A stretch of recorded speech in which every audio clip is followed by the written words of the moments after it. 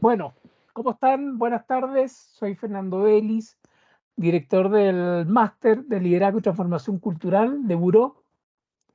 Y bueno, hoy día estamos presentando a un gran amigo, a un profesor, a un destacado profesional que es chileno, que es Rodrigo Rojas Foncilla.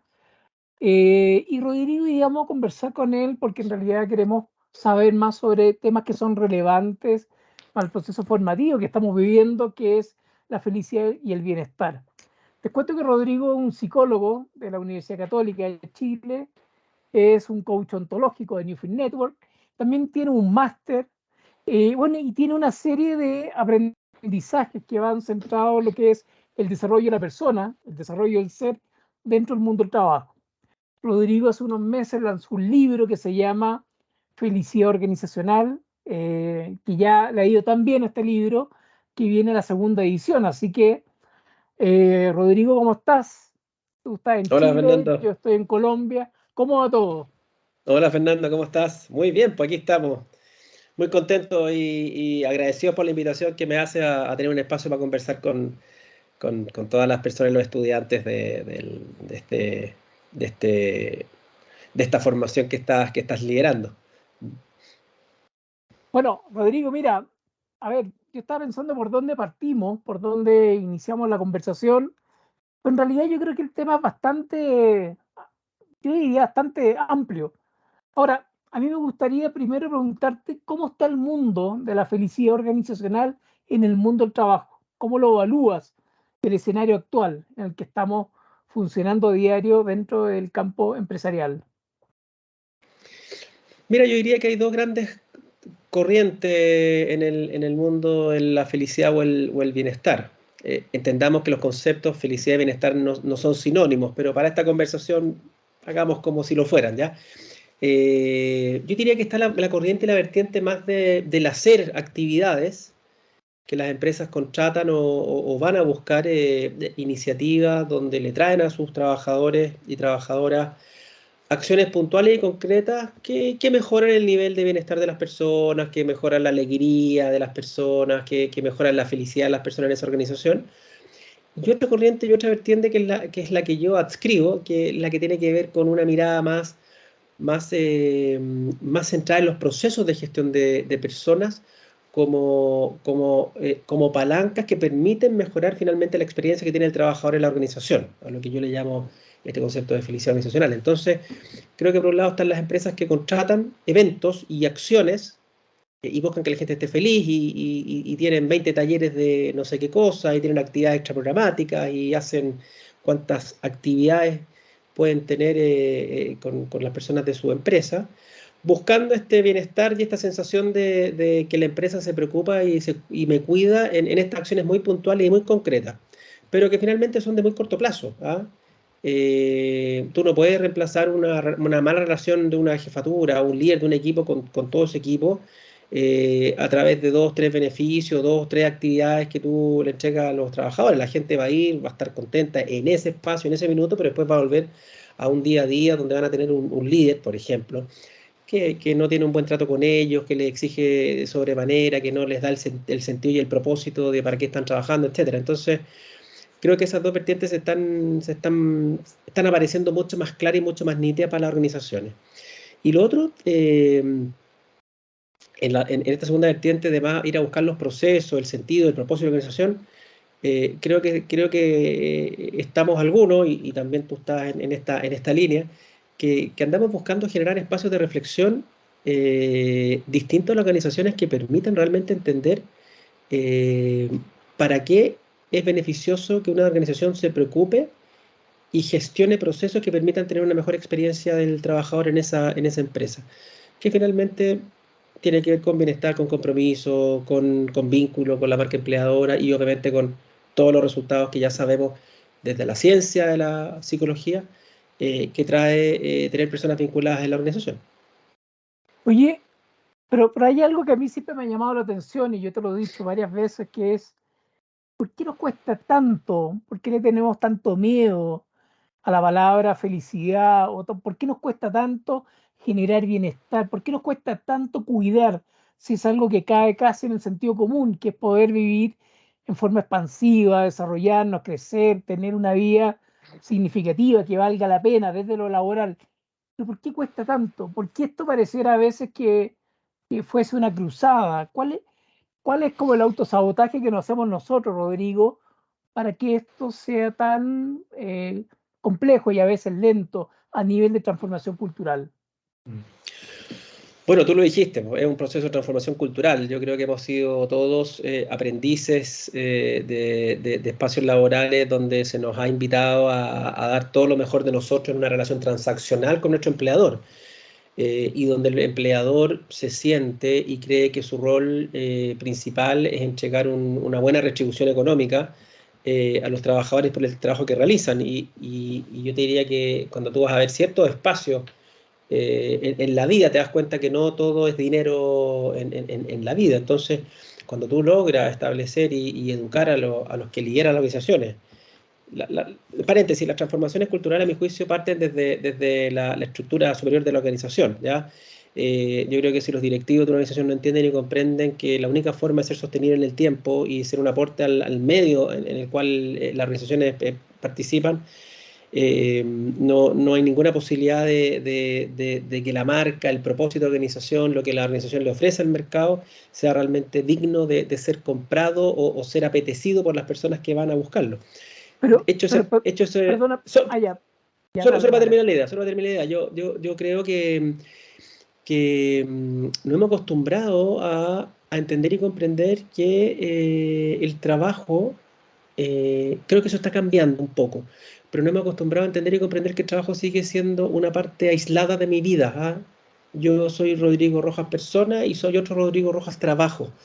Y hemos aprendido por las generaciones y por las décadas a que mis temas personales, mi vida, no la comparto en mi espacio laboral, salvo con personas muy cercanas, pero que en general no es parte de la vida. Y por otro lado, las personas que han asumido cargo de jefatura, que se han criado en esta misma lógica, lo mismo. Entienden que el trabajo es una cosa y la vida familiar personal es otra. Entonces, juntar y hacer coherente y consistente que una persona es persona, papá, marido, esposa, hija, sobrina, nieta y también trabajador, trabajadora, eh, creo que ha sido muy difícil y que estamos avanzando en eso, pero obviamente cuesta mucho instalarlo porque además hay temas de que los líderes muchas veces te dicen, oye, mi rol en esta empresa es hacerla rentable, ¿ah? No hacer feliz a la gente. Entonces ahí aparece muy claramente, a mi juicio, esta dicotomía absoluta que tenemos entre la persona que trabaja conmigo al ser humano que también está conmigo en este mismo desafío. Perfecto. Miren, quiero mostrarles este libro, que es el libro que sacó Rodrigo, Felicidad Organizacional. Fíjense, escuchen el título. Cuando el camino son las personas. A ver, Rodrigo, bueno, este libro lo ha ido muy bien. Ya está en la segunda edición, están trabajando en eso. Y te quería preguntar, Rodrigo, ¿qué te movió a sacar un libro? ¿Cuál fue el motor? ¿Cuál fue el punto de inflexión? Porque sacar un libro es mucho trabajo. ¿Qué hay detrás de esta energía? ¿Cuál fue la pasión que te motivó a sacar este texto? Bueno, tú sabes mejor que nadie cuánto trabajo significa sacar un libro, Fernando. Tú tienes ya como 8 o 9 libros, así que... eh, mira, varias razones, pero fundamentalmente la sensación de que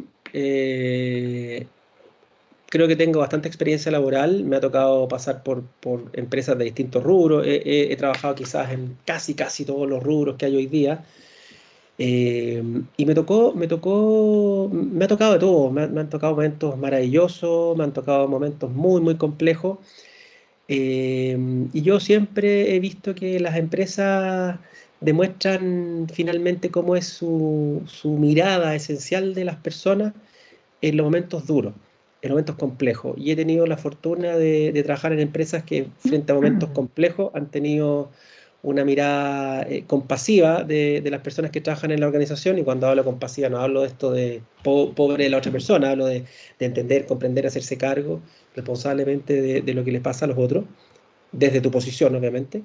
Y también me ha tocado trabajar en empresas que han declarado que lo más importante es el capital humano y la primera atención fuerte esa declaración se ha caído en mil pedazos. Entonces, de alguna forma la experiencia que yo tengo, más haber formado la primera gerencia de felicidad organizacional en Latinoamérica, que fue un tremendo hito en Chile, yo también creo que en Latinoamérica, me inspiraron y me motivaron a decir, bueno, si hay algo en lo que yo puedo aportarle a la sociedad, sobre todo al mundo de la gestión de personas, a tener una mirada distinta de cómo hacer una gestión de personas que sea honesta, transparente, que vincule y que comprometa a los trabajadores, pero de verdad,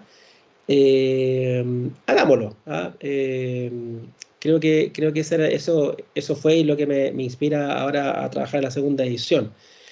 Yo siempre digo, y un poco lo planteo en el libro, las empresas y sobre todo los liderazgos hoy día no gestionan desempeño, gestionamos emociones. Las emociones organizacionales son las que hacen que finalmente se generen desempeños, se generen conducta y finalmente las productividades deseadas. Y yo he visto por la experiencia que tengo y por todo lo que he estudiado, que cuando una organización no entiende que trabaja con un grupo humano, que tenemos sustos, temores, expectativas, deseos, anhelos, etcétera, y solo vamos a buscar la transacción con la persona para que tenga un buen desempeño a fin de mes o a fin de año, nos estamos perdiendo una tremenda posibilidad de sacar lo mejor de esa persona, su mejor talento, de que esa persona pueda fluir en la organización, y que con ese fluir no solamente la persona se desarrolle, sino que también el equipo se desarrolle y obviamente los resultados, los clientes, los accionistas, los proveedores estén todos contentos porque es una organización que está dando posibilidades. Bueno, yo quiero decir que Rodrigo, cuando lo conocí, fue por una entrevista que le hice hace años ya, hace como 10 años yo creo. Y bueno, en esa época Rodrigo era gerente de la gerencia de personas de BEME, Banco Estado Microempresa, que Banco Estado es el banco más grande que hay en Chile del Estado, y tenía esta filial de microempresa, no sé si voy bien. Y a mí me llamaba Sí. la atención cuando Rodrigo describía un poco cómo era la gestión de personas que él lideraba desde esta gerencia Felicidad en esa época ya. Rodrigo lo que me hablaba era como un gran paraguas cultural en donde literalmente toda la gente sabía qué es lo que había que hacer y cómo hacer las cosas. Es decir, habían valores, habían creencias que estaban totalmente coordinadas pero incorporadas también en la persona. Entonces, claro, Rodrigo me decía, mira, si alguien se enferma el hijo de alguien o alguien se enferma, yo no llamo para saber cuándo viene, yo llamo para saber cómo está. Ese punto de inflexión del fondo ver al ser humano, de conectar desde una empatía, desde humanizar el trabajo, me imagino que tiene que haber una transformación cultural, tú eres coach ontológico, y ahí tiene que haber, me imagino, un trabajo. Entonces la pregunta, Rodrigo, es, ¿qué pasa con los líderes? ¿Cómo se genera una transformación cultural para llevar a cabo lo que es la felicidad y el bienestar desde un liderazgo que tal vez no es consciente, desde un liderazgo Mm. que tal vez está poco pulido, poco trabajado? ¿Cuál es el desafío? Te lo pregunto como coach también, de coach a coach. Sí, lo importante es cuando tú llamas a alguien para saber cómo está su hijo, es que tú puedes genuinamente hacerlo, ¿ya? Pero lo que importa acá es cómo el otro recibe ese llamado.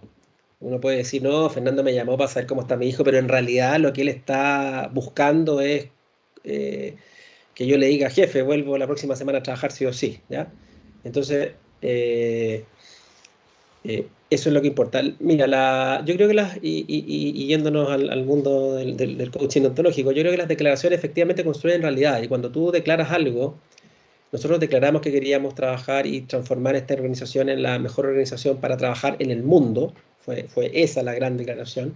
Y para eso nosotros desarrollamos una oferta de valor. Dijimos, si las organizaciones presentan y le presentan de valor a los clientes, la propuesta de valor, ¿por qué una organización no puede hacer lo mismo con los propios trabajadores? Y desarrollamos, y ahí tuvimos la innovación, por así decirlo, de articular una oferta de valor que se le explicitaba a las personas cuando los invitábamos a ser parte del equipo y cuando ya eran parte del equipo. Y esa oferta de valor la repetíamos constantemente. Esa oferta de valor la transformamos en un relato que tenía una épica, ¿ah? Era un relato donde te inspiraba, donde yo te invitaba a ser parte de una tribu, donde yo te invitaba a ser parte de un equipo que en conjunto íbamos a lograr un gran objetivo a nivel país. No venías a trabajar a cualquier empresa, ¿ya? Y después de eso, naturalmente, lo que hicimos fue desarrollar un modelo de gestión que ya la declaración y la oferta de valor hay que gestionarla, hay que ejecutarla. Desarrollamos un modelo donde todos los procesos y todas las políticas de gestión de personas, e incluso políticas del área comercial y de la gerencia de operaciones que impactan directamente en el día a día de los trabajadores, las revisamos. Entonces, la puesta en escena fue: miremos nuestra política de persona, toda aquella política que no esté en sintonía o no conviva con lo que hemos declarado, la sacamos o la readecuamos. Por ejemplo, entrenamiento fuera del horario de trabajo. ¿Ah? Eso no convive con lo que nosotros estamos declarando: personas que tengan mejor calidad de vida, que puedan estar con sus familias, que puedan criar a sus hijos, etcétera, etcétera. Bueno, en esa época era bastante común que las empresas ocupaban parte del tiempo personal de las personas para ir para entrenarlas, porque en la semana no se podía, porque había que estar en la producción, en la operación, con los clientes, en fin. Bueno, todo lo que no tuviera que ver con eso lo revisamos y lo rediseñamos y lo ajustamos. Algunos procesos comerciales y procesos operativos también los miramos y también los ajustamos. Todo desde la perspectiva en cómo yo me hago cargo finalmente de la gran declaración que yo te hice. Y medimos, evidentemente, empezamos a medir con varios instrumentos, mediciones bastante exigentes para todos los que componíamos la organización, para el estamento de jefatura, para los trabajadores, en fin, que nos permitía ir mejorando, evaluar y mejorar si nosotros realmente lo que habíamos declarado las personas sentían, no estoy diciendo pensaban, digo, sentían si nosotros estábamos siendo coherentes con nuestra declaración. Cuando tú logras instalar este concepto, estás generando coherencia. Cuando yo digo, quiero que ustedes sean felices, que trabajen en la mejor empresa del mundo y voy a hacer todo lo que esté a mi alcance para que los procesos que soportan esta declaración sean los que estamos diciendo, cuando las personas empiezan a ver que cambiamos los procesos, cambiamos las dinámicas, cambiamos la forma de hacer gestión de personas en una organización, empiezan, por la coherencia y la consistencia que tenemos, empiezan a creer y empiezan a confiar. Y cuando eso ocurre, se genera este círculo virtuoso que cuando yo te llamo y te pregunto, o tú me llamas y me preguntas cómo está mi hijo, yo empiezo a creer que efectivamente me estás llamando para saber cómo está mi hijo y no para saber cuándo yo regreso. Y respecto a los liderazgos, fuimos tremendamente exigentes con nosotros mismos en nuestro rol de líderes. Yo en mi libro hablo de que la felicidad organizacional es una expresión de una decisión estratégica de negocios, cuyo objetivo es generar condiciones excepcionales de trabajo para las personas, para que con ello se puedan cumplir los objetivos de la organización y, por supuesto, el bienestar de la gente. Entonces, cuando hablamos de los liderazgos, en el modelo de gestión de felicidad que yo promuevo, hay 5 ejes y uno de ellos es el liderazgo. Y digo, acá el aspecto del liderazgo es clave. Tú tienes que educar, formar y acompañar a los líderes para que sean coherentes y consistentes con la declaración que estás haciendo. Cuando se logra tener jefatura o líderes que trabajan para el equipo y no a costa del equipo para obtener los resultados, estás empezando a ser coherente y consistente. Y cuando eso ocurre, naturalmente las personas confían en ese liderazgo al cual, como dicen ahí autores como Fredrik Hoffman, que tú lo conoces también, las personas le entregan ese liderazgo a esa persona porque esa persona es creíble. Entonces, nosotros en este modelo de gestión, un rol protagónico es obviamente la selección, el acompañamiento, la formación y el acompañamiento permanente de todos los líderes. Y aquellos líderes que a la primera no se alinearon, a la segunda no se alinearon, a la tercera no se alinearon, en este modelo uno dice, evaluemos si tiene sentido seguir esforzándose en alguien que no está en sintonía con lo que tú estás declarando, porque finalmente sus intereses, su mirada de ser humano es distinta, que siendo legítimo, no se comparte en este modelo de gestión. Por lo tanto, tú tienes que tomar, y con eso termino, tienes que tomar decisiones. El costo de tener líderes que no estén alineados con lo que tú has declarado es extremadamente alto para la organización y echa por tierra toda política, todo relato, todo video, toda noticia que tú le mandes a las personas a través de las distintas redes internas de comunicación que existen, porque hay un líder que finalmente no es coherente con lo que se ha declarado, con lo que se está haciendo en ese día a día.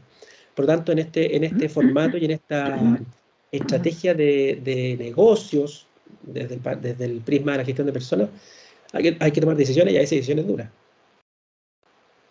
Oye, Rodrigo, a mí siempre me ha llamado la atención de todo lo que hemos hablado del tema de la felicidad y que ha cambiado mucho, yo insisto, Rodrigo, en eso ha cambiado mucho el paradigma de muchas personas. Entre esas me siento absolutamente incorporado. es el elemento de la comunicación, el rol de la comunicación, el uso de la comunicación. Y cuando yo entrevisté a Rodrigo hace años, me llamó la atención, pero me llamó profundamente la atención el rol de la escucha en esto lo que es la gerencia de felicidad.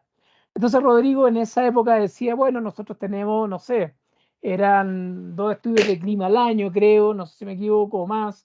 Tenían el Great Place to Work, que aparte se los ganaban todos porque era lleno de premios, pero aparte de eso tenían unos encuentros donde se juntaban todos los trabajadores de IBM también.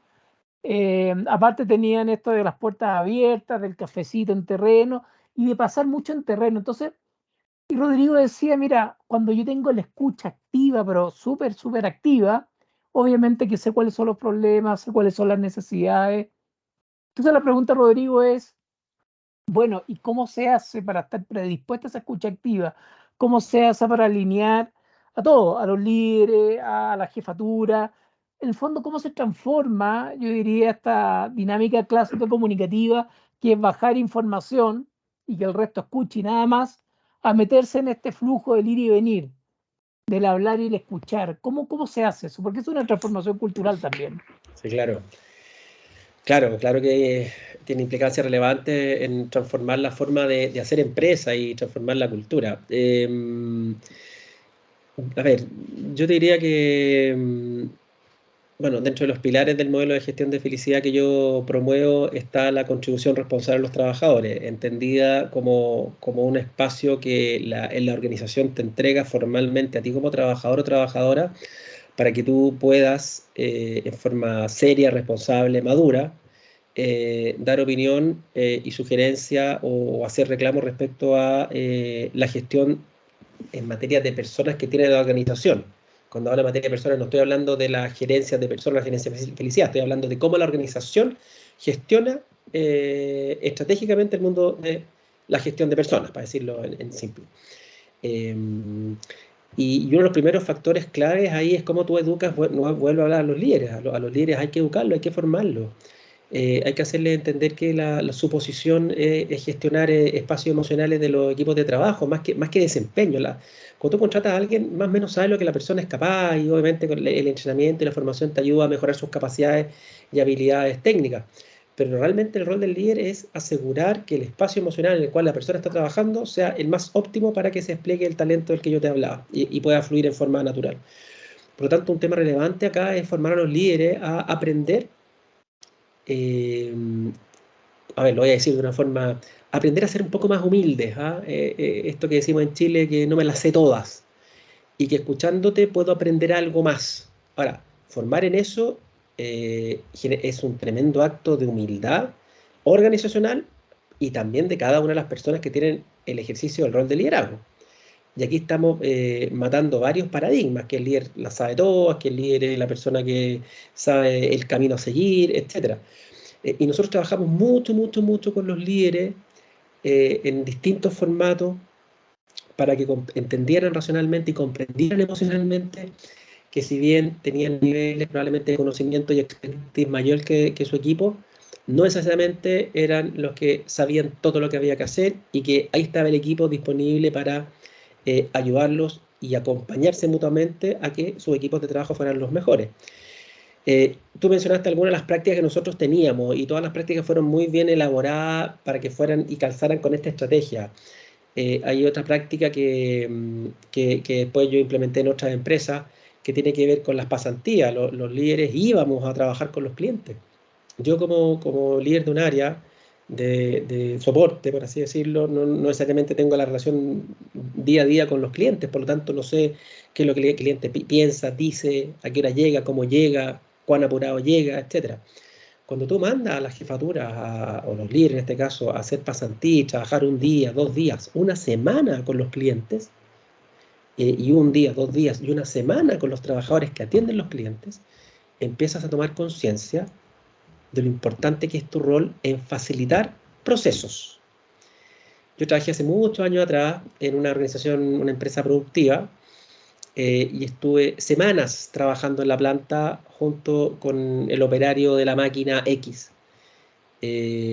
Semanas. Y pude entender y comprender en esas visitas que hice hace muchos años atrás que mi rol, desde el área de persona, en la región metropolitana, en Santiago de Chile, era facilitarle al jefe de ese operario que todo funcionara bien para que ese operario hiciera bien su trabajo. Cuando yo soy capaz de entender mi rol, y no como un proceso racional, técnico, que digo, ya vamos a hacer la política X, los procedimientos, las recompensas, reconocimientos, etc. Cuando soy capaz de ponerme en los zapatos de ese operario, naturalmente puedo traerme un aprendizaje importante para mí, para decir, ya, en realidad lo que estoy haciendo en materia de gestión de personas no tiene ni pies ni cabeza, tengo que hacer lo que a esa persona le sirve, ¿ah? Más que querer yo desarrollar modelos ultra sofisticados de gestión que en realidad lo único que le sirven es a mí. Yo creo que hay un aprendizaje, hay que trabajar ¿Y la humildad. por qué pasa eso, Rodrigo? A ver, perdona que te interrumpa, pero ¿por qué pasa eso de que es obvio que una mirada sistémica es mejor que una mirada parcelada de un proceso, de que un liderazgo cercano es mejor que un liderazgo verticalista, autoritario, de que la comunicación cuando es de a dos, estar en el ir y venir es mejor que un monólogo? ¿Por qué esas cosas que son tan obvias son tan resistentes en el mundo del trabajo? En el fondo te lo pregunto ya como psicólogo y como experto en temas de gestión también. ¿Por qué pasa eso? Que es frente a la obviedad, literalmente hacemos el camino largo y el menos virtuoso por ser Porque, delicado. porque yo creo, Fernando, que acá nos pasa mucho, en general diría que tenemos el miedo a la pérdida. Tú cuando tienes cargos de poder o de autoridad, pasa a ser una representación del poder que se te entrega o la autoridad formal que se te entrega en ese cargo. Y eso te da poder, gestionado a través del rol que tú tienes. Cuando yo creo que como no nos han enseñado a ser líderes y uno sigue viendo formatos paradigmáticos anticuados del rol de liderazgo, uno se aferra a eso, uno se aferra al no reconocer que no sé. Eh, Cuando las jefaturas somos capaces de reconocer que no sabemos todo y que necesitamos ayuda para engrandecer el trabajo del equipo, y no por eso, y no por ceder esa porción de autoridad en cómo hacer las cosas, voy a perder mi identidad como líder, como jefe. Pasan cosas maravillosas. El tema es que, claro, nos vemos expuestos a un temor irracional, probablemente inconsciente, de ceder, ¿ah? De no perder, ¿ah? Si yo reconozco que tú sabes más que yo y yo soy tu jefe, le estoy diciendo al resto que en realidad el jefe debería ser tú y yo no. Entonces, yo, como no voy a permitir que eso ocurra, voy a hacer como que sé para evitar mostrar mi incompetencia en ese ámbito y sobre todo evitar darte un punto a favor para ti. Entonces, yo creo que hay mucho temor, mucho desconocimiento, mucho miedo y también, naturalmente, hay personas probablemente con esta ansia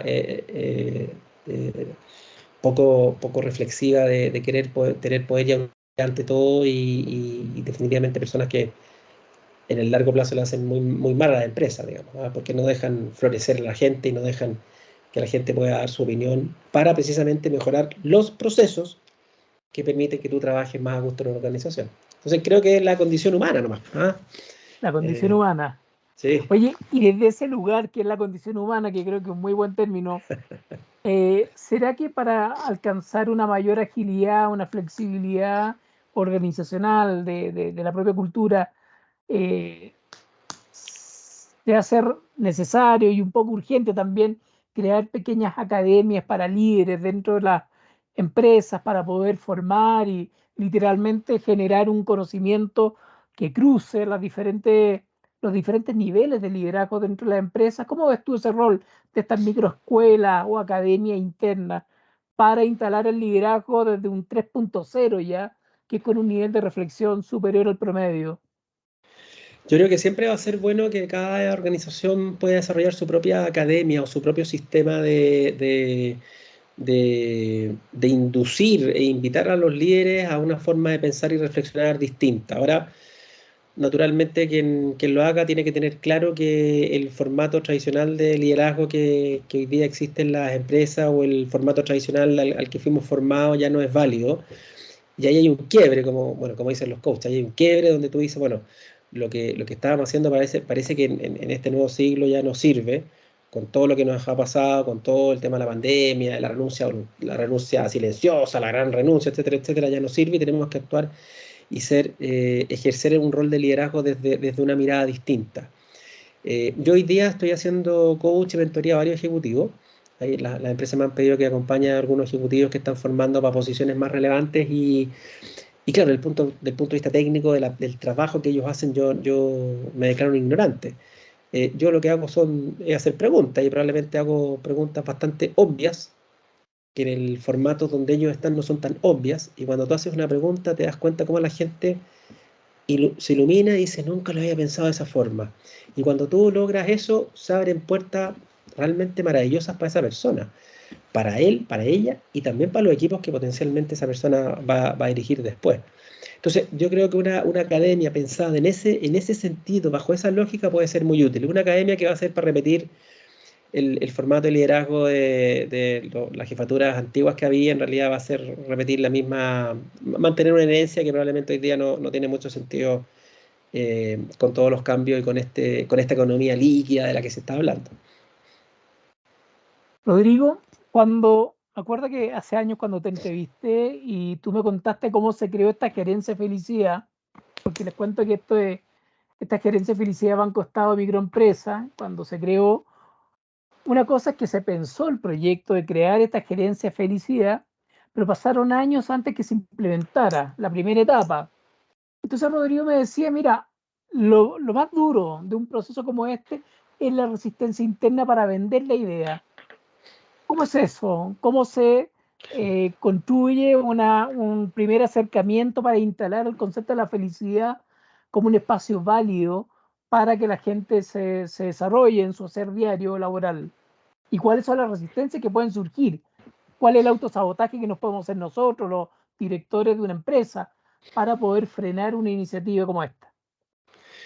Mira, yo te diría que hoy día está súper demostrado que las empresas que cuidan a su gente y generan procesos, y como hoy día se habla de la experiencia del trabajador, que genera una experiencia tremendamente positiva para el trabajador, tienen niveles de rentabilidad, de productividad, de innovación, de atracción de talento muy superiores que al promedio. O sea, estamos hablando de un 30% más de productividad, un 31% más de venta, casi un 300% más de innovación. O sea, entre algunos de los indicadores y antecedentes que hoy día existe y que está medido y medido en forma seria y bastante responsable. Y también está medido hoy día el impacto que tiene la rotación para la organización y cuánto afecta la rentabilidad de esa organización. Estudios de Deloitte señalan que la rotación puede afectar hasta el 15% de la rentabilidad de una compañía. O sea, temas que probablemente hace 10, 20 años no estaban tan medidos tan claramente como hoy día. Hoy día tú los tienes disponibles en la mesa. Entonces, cuando se quiere implementar esta estrategia, primero es preguntarse el para qué.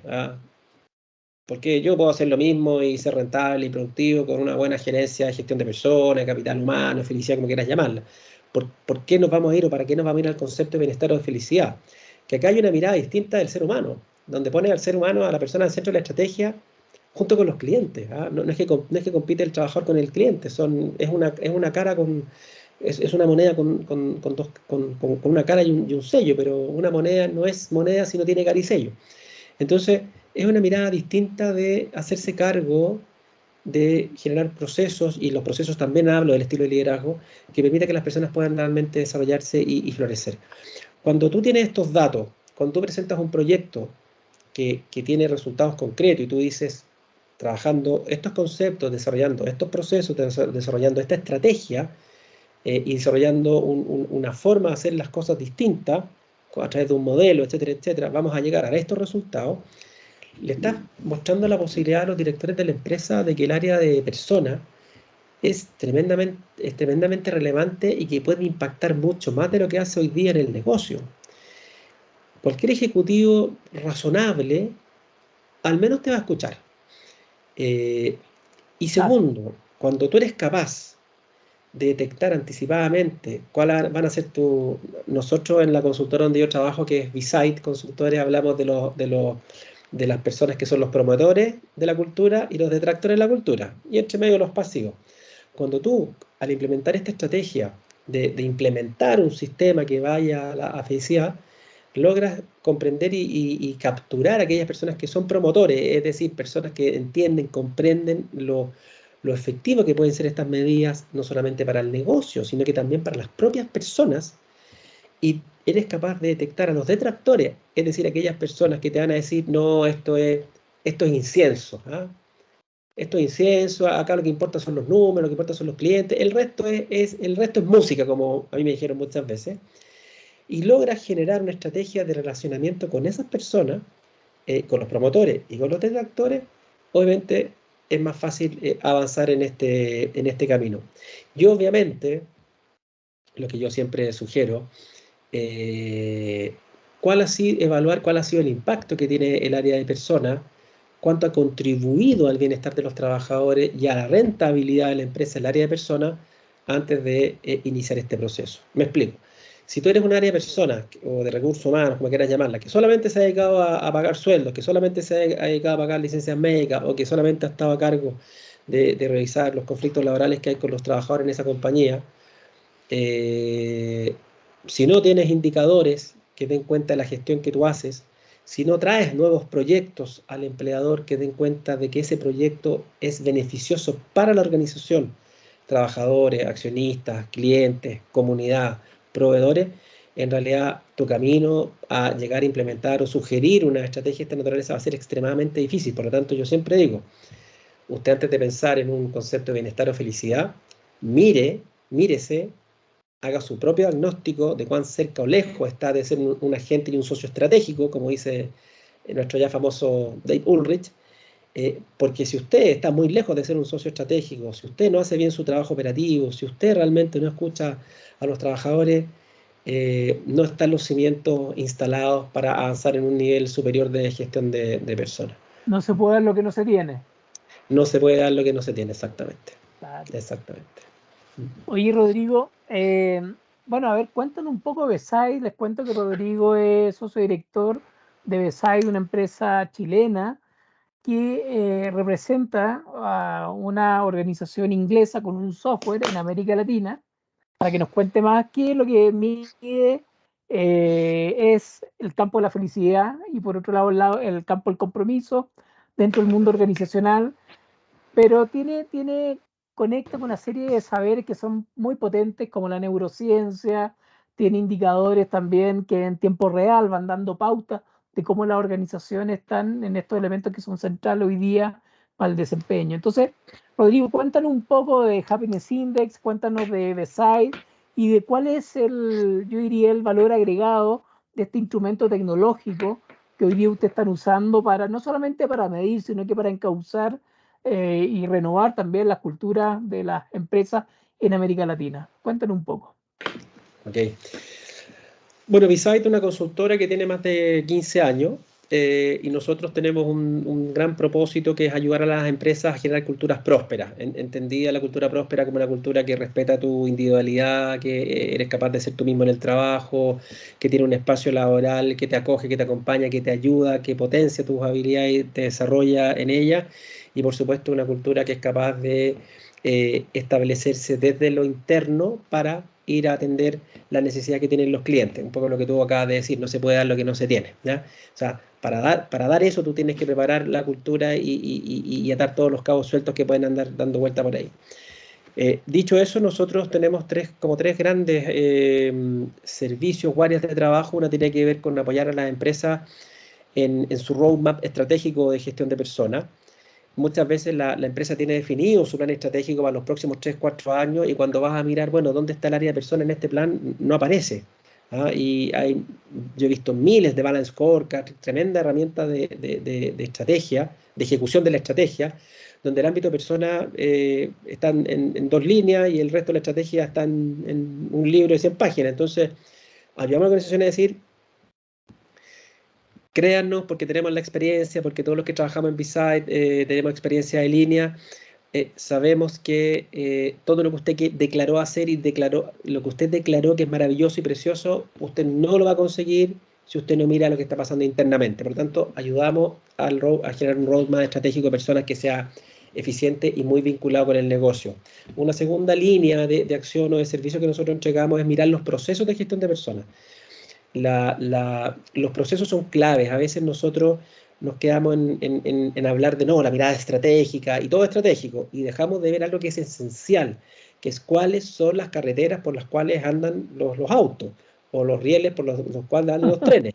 Si tú no tienes buenas carreteras y no tienes buenos rieles, obviamente los autos no van a avanzar rápido, los trenes se van a descargar. Por lo tanto, nosotros vamos a hacer una especie de diagnóstico, auditoría y sugerencia de mejora de procesos, ¿ya? Y tú me has escuchado ya en esta entrevista hablar varias veces de procesos. Y el tercer gran factor o eje que nosotros trabajamos es el modelo de gestión de felicidad y engagement, donde les proponemos a las organizaciones, le decimos, nosotros somos capaces de medir con número, con datos, cuán feliz y comprometida está su gente en su organización. Porque si las personas no están comprometidas y felices trabajando en esta organización, probablemente sus resultados no van a ser lo que usted espera.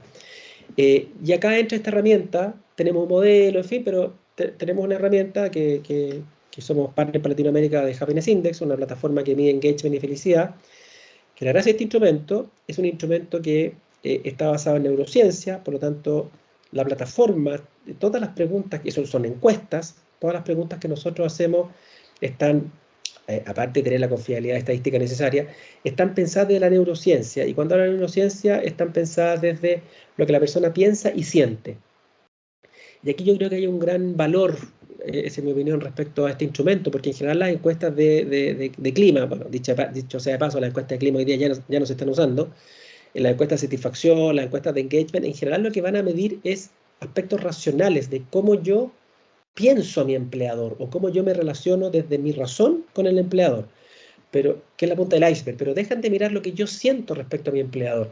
Por lo tanto, cuando tú vas desde la neurociencia a medir lo que la persona piensa y siente, piensa engagement y siente felicidad, le entregas al empleador, a la empresa que nos contrata, una mirada en forma muy simple, porque son encuestas en línea y el tema metodológico es para otra historia, pero es una encuesta muy sencilla.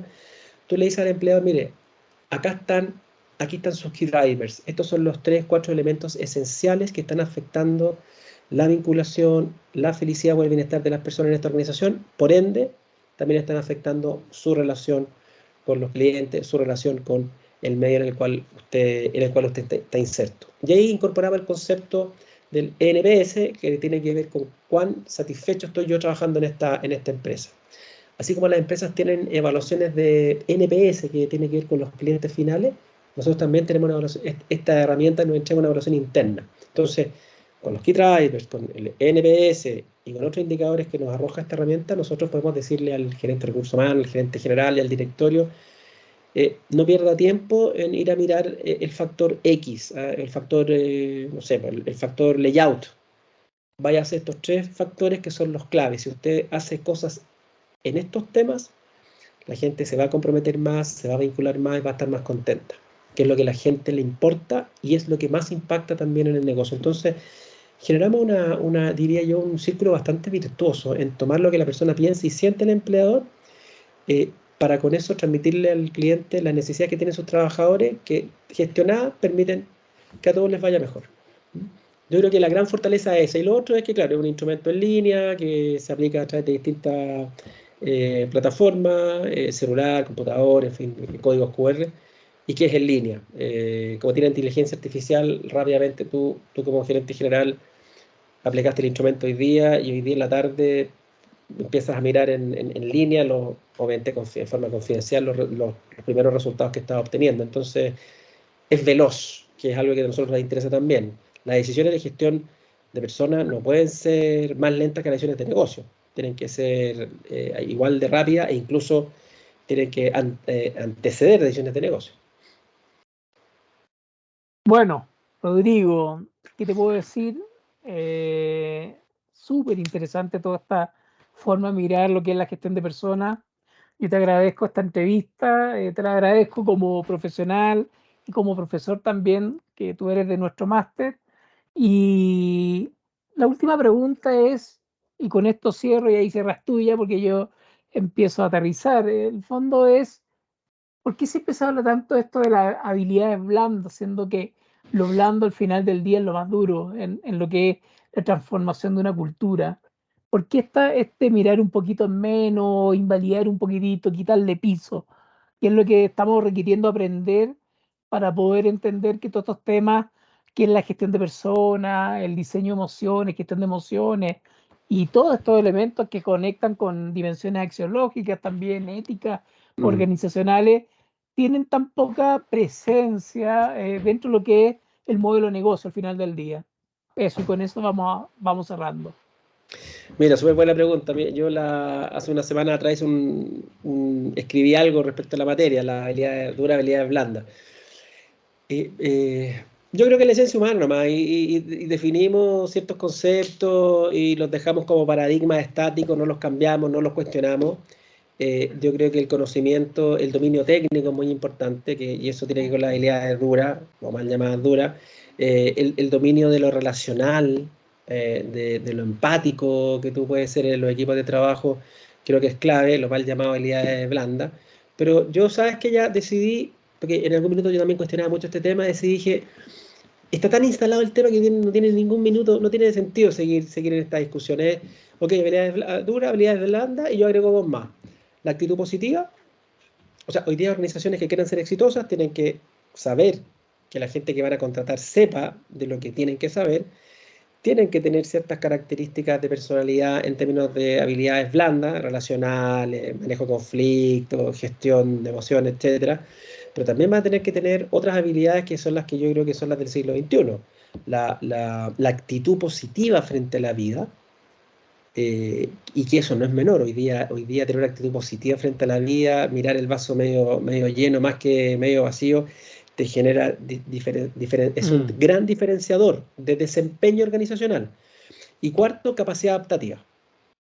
Entonces, hoy día, a este paradigma instalado, habilidades duras, habilidades blandas, yo agrego, y ocúpese también. Lo otro sí, ok, no nos desgastemos en estos conceptos, que yo comparto contigo, no tiene mucho sentido. Bueno, veamos la actitud positiva como tercer gran factor, y capacidad adaptativa que vamos a tener en nuestro desafío de contratar y gestionar la experiencia del trabajador dentro de una compañía. Yo creo que esas cuatro variables van a ser claves para que las empresas sean sostenibles, sustentables y efectivamente tengan un desempeño en el medio y en la comunidad donde están que sea relevante. Y también creo que hoy día corresponde incorporar el mundo ético. Yo creo que las organizaciones, a todo lo que hemos hablado, tiene que estar muy claro el componente ético de gestión de personas, no solamente por querer tener más rentabilidad, sino que porque también una empresa te puede hacer la vida más feliz, y disfrutar más del espacio en el cual estás trabajando. Y eso finalmente tiene un componente moral y ético relevante. Bueno, Rodrigo, muchas gracias. ¿Qué te puedo decir? Llevamos de 45 minutos conversando y podría seguir mucho rato más, pero ya estoy con los Estamos en la tiempos. hora. Te agradezco todo y no sé, ¿te gustaría cerrar a ti esta conversación? No, muchas gracias por la invitación. Siempre un gusto conversar y escuchar tus preguntas y tus reflexiones, que siempre uno también aprende. Y solamente comentar que yo creo que tenemos una tremenda oportunidad cuando vamos a mirar el espacio emocional, o cómo se generan o cómo se gestionan los espacios emocionales en las empresas. Estamos mirando algo que hace algún tiempo no veíamos, y hoy día el gran diferenciador de empresas prósperas, como decimos nosotros, culturas prósperas, son las que van a mirar, bueno, cuál es la cancha en la cual están jugando las personas, y eso es emocional. Esos son espacios emocionales que hay que cuidar, hay que hacer florecer, o definitivamente hay que cambiar cuando las cosas no son tan buenas. Yo hace muchos años atrás me mandé una frase que me sigue